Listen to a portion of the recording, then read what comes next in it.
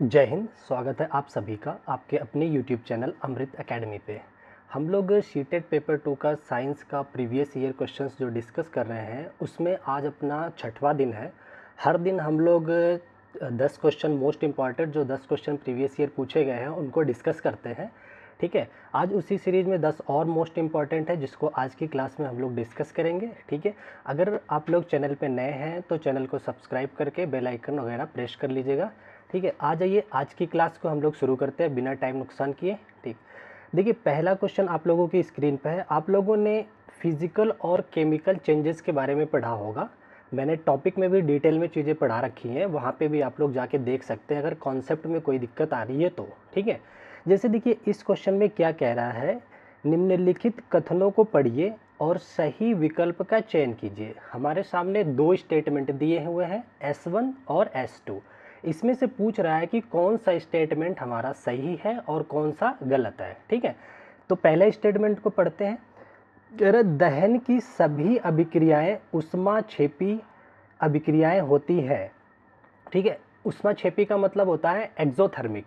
ऐसी अभिक्रियाएं जो रिएक्शन के बाद क्या करती है, एनर्जी को रिलीज करती हैं। ठीक है, तो उन्हें हम लोग बोलते हैं कौन सी अभिक्रिया, ऊष्माक्षेपी या फिर एक्सोथर्मिक।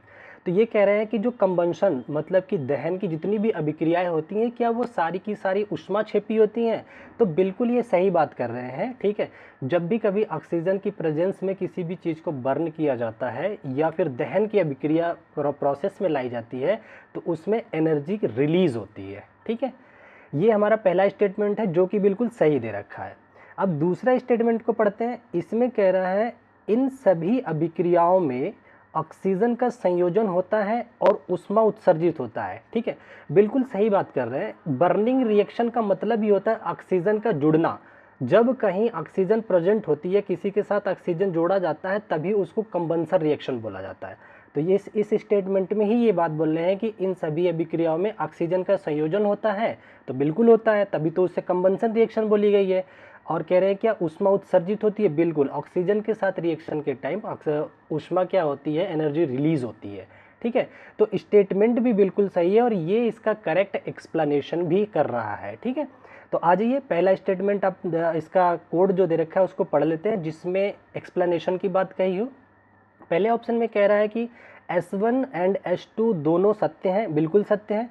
और S1 के लिए S2 एक व्याख्या भी कर रहा है, हाँ बिल्कुल कर रहा है। तो पहला ही ऑप्शन इसका करेक्ट ऑप्शन हो जाता है। ठीक है, आई होप चीज़ें आप लोग अच्छे से समझ गए होंगे। देखिए अब आ जाते हैं अपने नेक्स्ट क्वेश्चन पे। वो देखिए अगला क्वेश्चन क्या कह रहा है, टाइप ऑफ रिएक्शंस, जिसको जो हमने अपने चैप्टर में पढ़ा रखा है। हमने आपको 4 टाइप के रिएक्शंस बताए थे, कॉम्बिनेशन, डिकम्पोजिशन, उसके बाद हमने डिस्प्लेसमेंट और डबल डिस्प्लेसमेंट, इस तरह की रिएक्शंस पढ़ाई थी। ठीक है, तो आज ये जो क्वेश्चन है उसी पे बेस्ड है। इसमें देखिए रिएक्शन 1 क्या कह रहा है, कह रहा है अभिक्रिया 1 में बेरियम क्लोराइड सोडियम सल्फेट से अभिक्रिया करता है। तो ये किस टाइप की रिएक्शन है, तो देखिए बेरियम क्लोराइड क्या हो गया, BaCl2 हो गया प्लस। अब ये क्या कह रहा है, सोडियम सल्फेट, तो सोडियम सल्फेट हमारा होता है Na2SO4। इसके साथ रिएक्शन करके कह रहा है कि क्या ये किस टाइप की रिएक्शन में आती है। तो इसमें देखो क्या होता है ना, जो सोडियम, ये जो हमारा सोडियम होता है ये बेरियम क्लोराइड में से बेरियम को हटा करके उसकी जगह खुद जुड़ जाता है। और जो बेरियम होता है वो सोडियम सल्फेट से सल्फेट को रिप्लेस कर सोडियम को रिप्लेस करके उसकी जगह खुद ले लेता है। तो ये रिएक्शन कुछ इस तरह से बनती है, ये बन जाती है BaSO4, सॉरी ए है बेरियम सल्फेट, और प्लस जो सोडियम है ये बेरियम को रिप्लेस करके NaCl बना लेता है, NaCl। ठीक है ना, तो यहाँ पे देखिए दोनों ने रिप्लेस किया हुआ है। ये बेरियम ने सोडियम को डिस्प्लेस किया और सोडियम ने बेरियम को उसके प्रोडक्ट उससे जो BaCl2 है वहाँ से रिप्लेस किया है। तो ये जो रिएक्शन हो गई, देखिए दो बार रिप्लेसमेंट हुआ है ना, तो ये डबल डिस्प्लेसमेंट की रिएक्शन बोली जाती है। ठीक है, जिसको कि हिंदी में बोला जाता है द्विविस्थापन अभिक्रिया।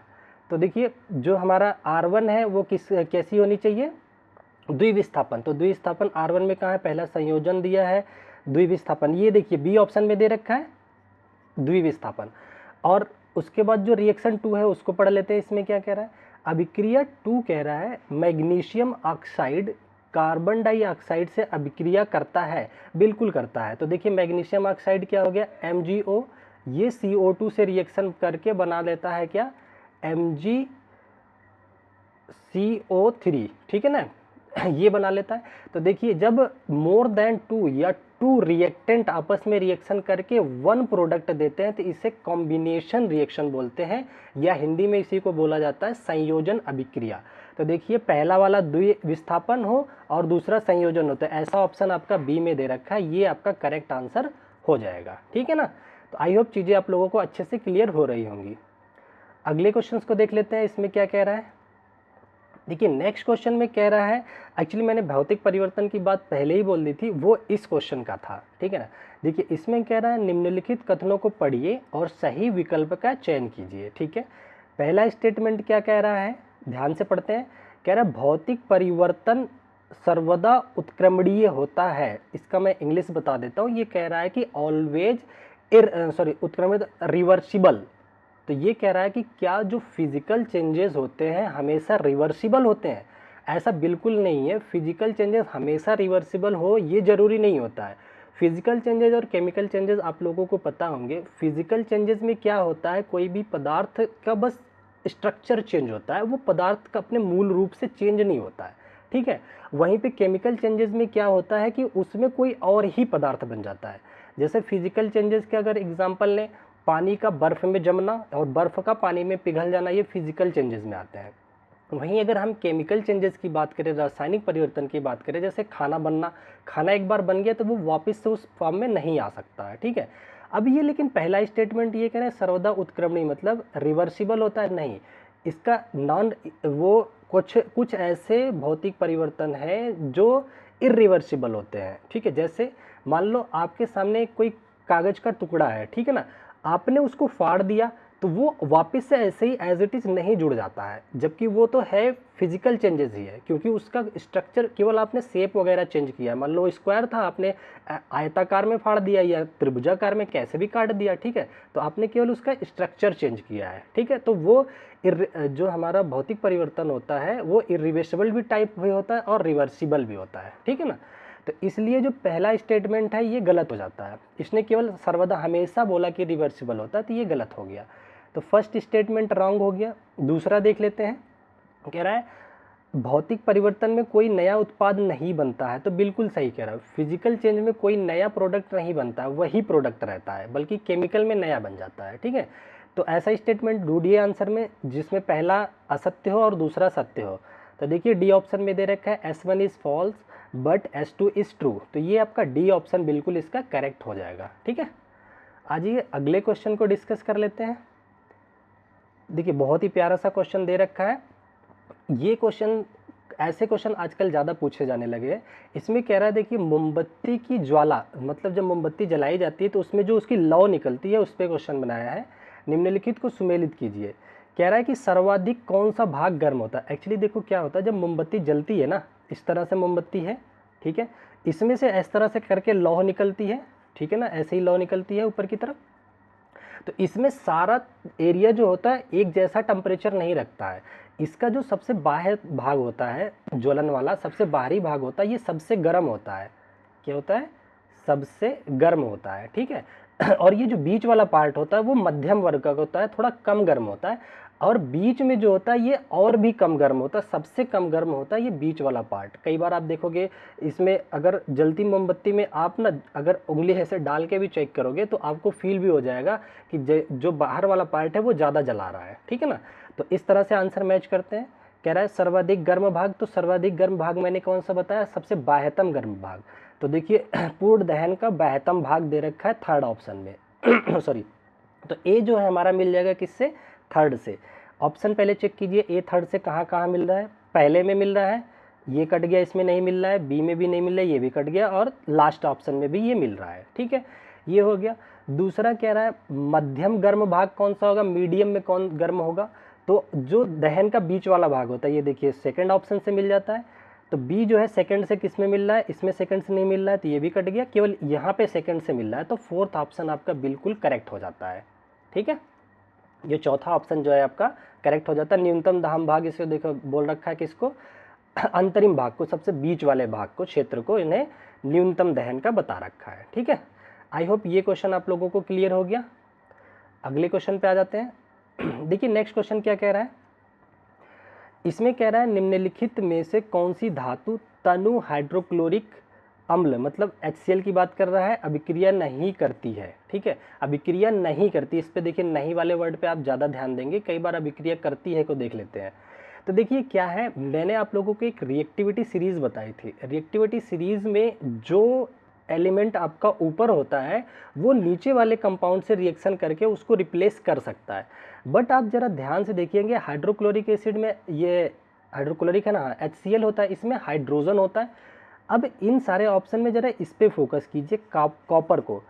कॉपर जो है इससे रिएक्शन नहीं कर सकता, क्यों? क्योंकि जो रिएक्टिविटी सीरीज होती है उसमें कॉपर जो होता है हाइड्रोजन से इतने लगभग 4-5 एलिमेंट नीचे होता है, तत्व नीचे होता है।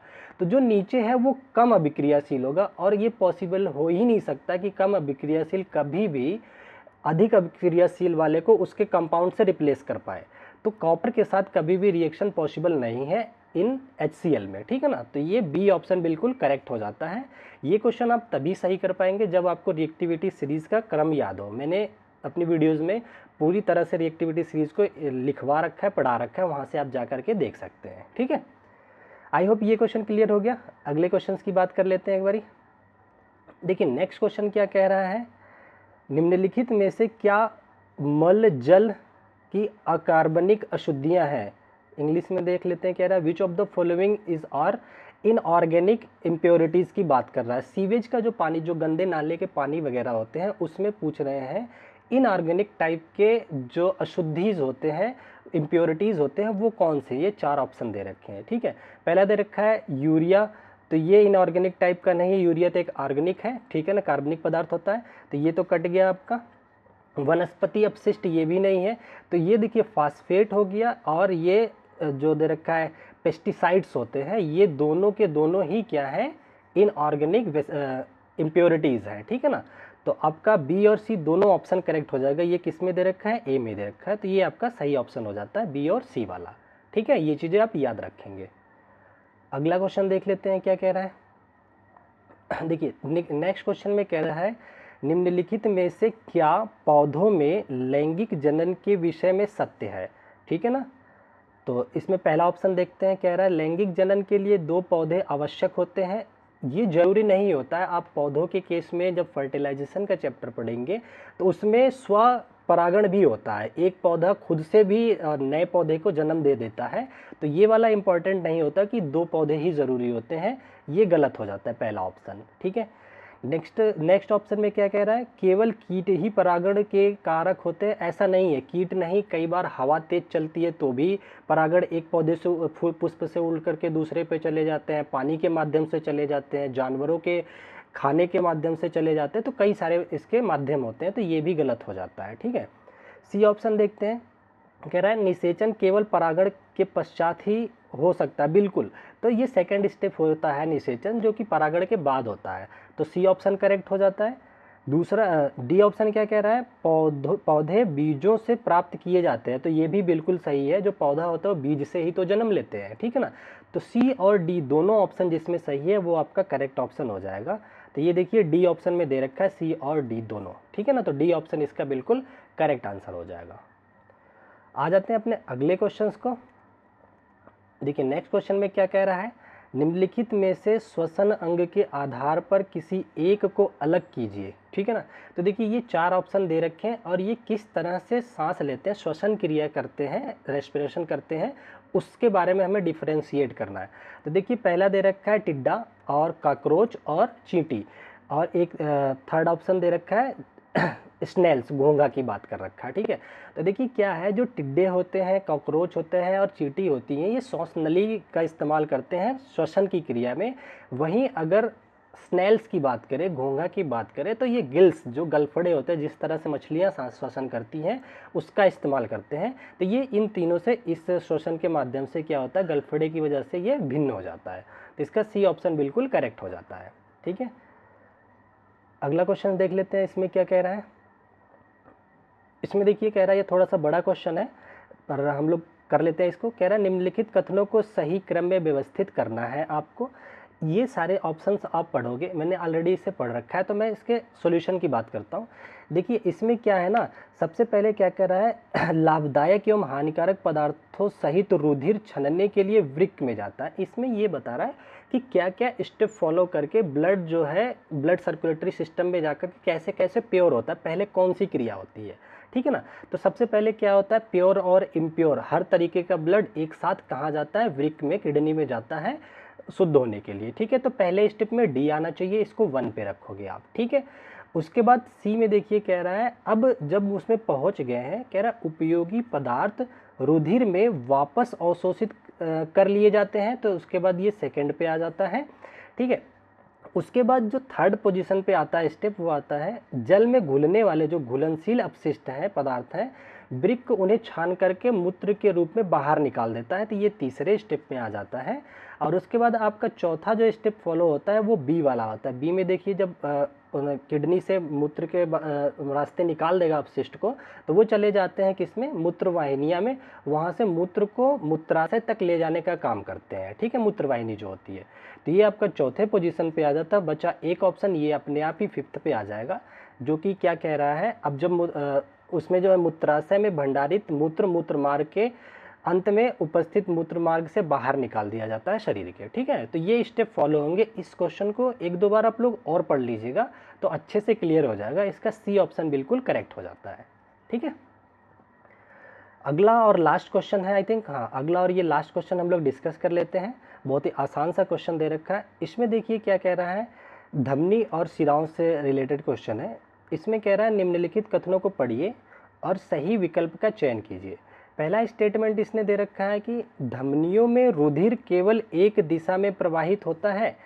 तो ये बिल्कुल सही बात है कि जो धमनियाँ होती हैं उसमें जो ब्लड होता है केवल एक ही डायरेक्शन में फ्लो करता है, वो भी हार्ट से हमारी शरीर की तरफ जाता है, ठीक है। तो ये हो गया S1 स्टेटमेंट, जो कि करेक्ट हो गया।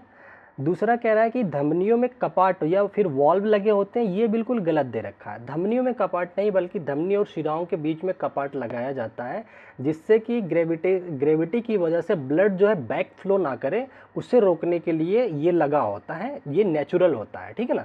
तो ये जो सेकंड स्टेटमेंट है ये गलत हो जाता है। तो आप ऐसा ऑप्शन देखिए जिसमें स्टेटमेंट 1 करेक्ट हो और 2 फॉल्स हो। तो देखिए कहाँ पे,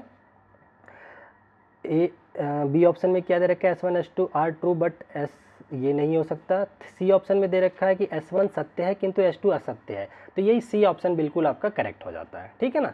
आई होप आज के सारे क्वेश्चन आप लोगों को अच्छे से समझ में आए होंगे, ठीक है। इसी तरीके से फिर मिलते हैं अपनी नेक्स्ट वीडियो में कुछ और क्वेश्चंस के साथ।